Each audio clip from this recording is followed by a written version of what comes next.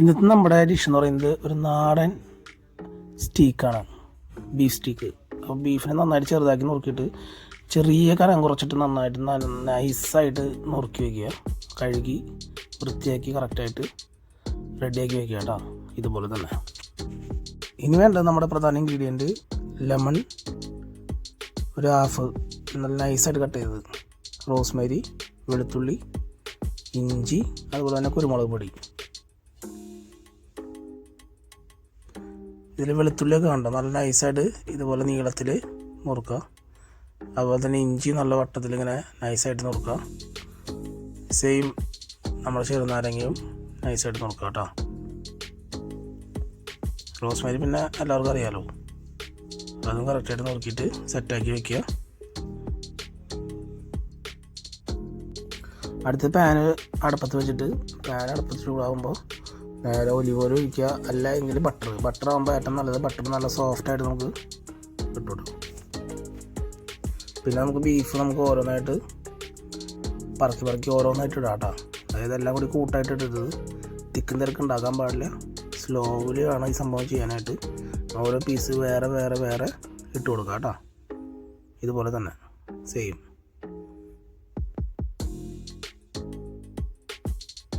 അതിൻ്റെ മുകളിലൊന്നും ഒട്ടാത്ത രീതിയിൽ ഇട്ട് കൊടുക്കണേ. ഇടുമ്പോൾ ഞാൻ ഇടുന്നുണ്ടെങ്കിലും അത് ഒന്ന് വേണ്ടി ഒട്ടാത്ത രീതിയിൽ വേണം ഇറങ്ങി കേട്ടോ, കറക്റ്റായിട്ട്. അതിനുശേഷം ഒന്ന് ജസ്റ്റ് ഇട്ടൊന്ന് ഇളക്കി കൊടുക്കുക. അപ്പോൾ ആ എണ്ണ അല്ലെങ്കിൽ ഓയിൽ അല്ലെങ്കിൽ ബട്ടർ എല്ലായിടത്തേക്കും എത്തുന്ന രീതിയിൽ എത്തിക്കഴിഞ്ഞാൽ ഓരോ മിനിറ്റ് നമ്മൾ ജസ്റ്റ് ഒന്ന് വിടിയിച്ചിടുക എല്ലാത്തിനെയും.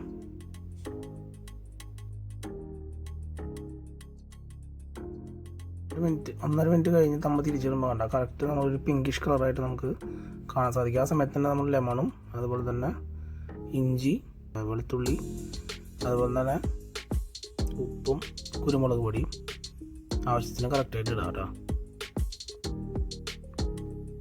പിന്നെ റോസ്മേരി ഇടാൻ മറക്കരുത്, റോസ്മേരി ഇട്ടുള്ളൂ. ഇതിലിടാം കേട്ടോ. കുരുമുളക് പൊടി കൂടുതൽ വേണമെങ്കിൽ കുരുമുളക് പൊടി കൂടുതലിടാം.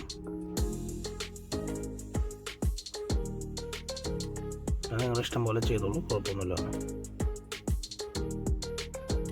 കറക്റ്റ് ടൈം നോക്കാം. 1.5 മിനിറ്റ് കഴിയുമ്പോൾ നമ്മൾ ഈ സംഭവം നമ്മുടെ പാനിൽ നിന്ന് നമുക്ക് മാറ്റണം. ഇതേ സെയിം കളർ നമുക്ക് അപ്പുറത്തും വരും. പിങ്കിഷ് ബ്രൗൺ കളർ വരുമ്പോൾ അതിനർത്ഥം കറക്റ്റ് പാകമായെന്നാണ്. അധികം നമ്മൾ ഇതായി കഴിഞ്ഞിട്ട് പാനിൽ വെച്ച് കഴിഞ്ഞാൽ ഈ സംഭവം ചൂയി ഭയങ്കരമായിട്ട് കൂടിപ്പോകും. അപ്പോൾ നമുക്ക് കഴിക്കുമ്പോൾ അതിൻ്റേതായ ഒരു എഫക്റ്റ് നമുക്ക് കിട്ടില്ല കേട്ടോ. അധികം ചൂവിയാവാൻ പാടില്ല ഒരിക്കലും.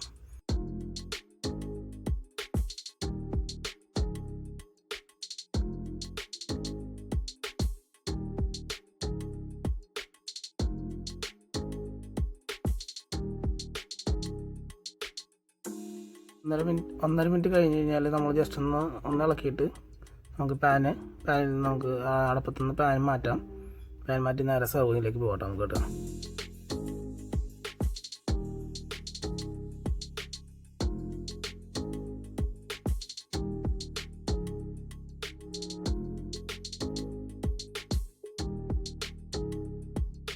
ഇപ്പോൾ നമുക്ക് കാണുമ്പോൾ കറക്റ്റ് അറിയാൻ വേണ്ടി കളർ കണ്ടോ, പിങ്കിഷ് കളർ വന്നിരിക്കുന്നത്. പിങ്കിഷ് ബ്രൗൺ കളറാണ്. അത് കറക്റ്റ് പാകമാണ് ഇപ്പോൾ നമുക്കുള്ളത്. കറക്റ്റ് 1.5 മിനിറ്റ് ഉള്ളത് 3 മിനിറ്റാണ് നമ്മുടെ സമയം കറക്റ്റ് വന്നേക്കണം കേട്ടോ. പ്ലേറ്റിലേക്ക് കറക്റ്റായിട്ട് മാറ്റാം. അപ്പോൾ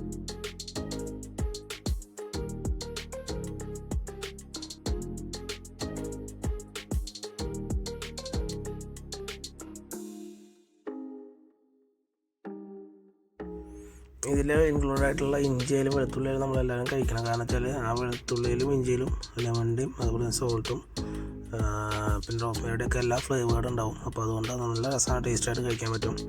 പ്രത്യേകം ശ്രദ്ധിക്കാൻ 3 മിനിറ്റാണ് ചെയ്യാൻ പാടുള്ളൂ.